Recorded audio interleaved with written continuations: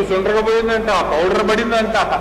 ఏంది రాజా ఇక్కడ ఈ రచ్చేంది రాజా? అసలు వీళ్ళ మాటలు ఏంట అంటే మీ కత్తో గంటకు రెంట్ ఇవ్వండి, వీళ్ళు నేను వెళ్ళి సమస్యను. అదే నాయన ఇది ఏదో ఇంద్రుడు నాకు గిఫ్ట్గా ఇచ్చింది నాయన, నీకు పనిచేయదు, ఇది పనిచేయదు. చూడు ఒకసారి పట్టుకు చూడు, మరి ఏం గంట కనపడింది, పావులా ఉంది. అంతే నాయన, మా శక్తులు మాకుంటాయి. ఏం ప్రశ్న నీకు చెప్పు నాయన. ఏంటి రాజా, నాకు ఒక మెయిన్ డౌట్.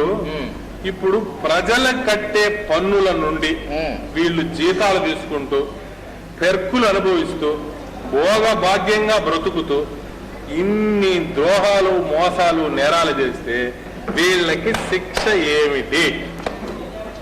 వీళ్ళు చేసే తప్పులు తెలిసి కూడా ప్రభుత్వము నోరు మెదపకుండా ఉందంటే ఎందుకు? తెలిసి ఈ ప్రశ్నలకి మీరు కూడా తెలిసి సమాధానం చెప్పకపోతే కాలు పట్టుకొని చెప్పేదా బదులు ప్లీజ్. మీకు దండం పెడతా, చెప్పు సార్, టెన్షన్ పెట్టు, చెప్పు ప్లీజ్, ఏదో ఒకటి చెప్పు దయచేసి నాయనా. ఓటర్ ఒక్కసారి రాజకీయ నాయకుడికి ఓటేసి గెలిపించిన తర్వాత 5 సంవత్సరాలు వాడు పిచ్చి కుక్కలాగా ప్రవర్తించవచ్చు. వాడికి ఓటర్ ఇచ్చిన హక్కు. There is no recall right to the voter. అయితే వాడి కొడుకులు, కోడళ్ళు, భార్యలు 102 కూడా అయ్యో అదే మెయిన్ అసలు ఇక్కడ. వీళ్ళు చేసే సేవలు ప్రజలకి బోనస్. అంటే వాడిని ఎన్నుకున్నందుకు వీడి సేవల బోనస్.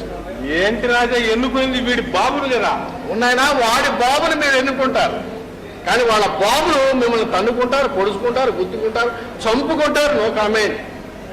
కల్కి ఖల్నాయక్ ఆజ్కి తయార్. ఇది డెమోక్రసీ, నో కామెంట్స్. ఇకపోతే police most dangerous and cruel species in the democracy. వాళ్ళ గురించి ఎంత తక్కువ మాట్లాడుకుంటే అంత మంచిది. వాళ్ళకి జీతాలు ఇచ్చి మనం ఎన్కౌంటర్ చేయించుకుంటాం. ఇకపోతే న్యాయ వ్యవస్థ, ధర్మ వ్యవస్థ, న్యాయ రక్షకులు,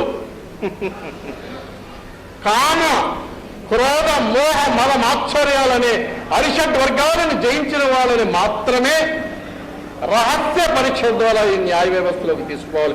లేకపోతే చాలా ప్రమాదం. ఈ వ్యాంప్ క్యారెక్టర్స్ ఉంటాయి ఇక్కడ, ముమైత్ ఖాన్లు, అభినయశ్రీలు, వాళ్ళు ఇచ్చే ఎక్స్పోజింగ్ చాలా ప్రమాదాలు జరుగుతున్నాయన.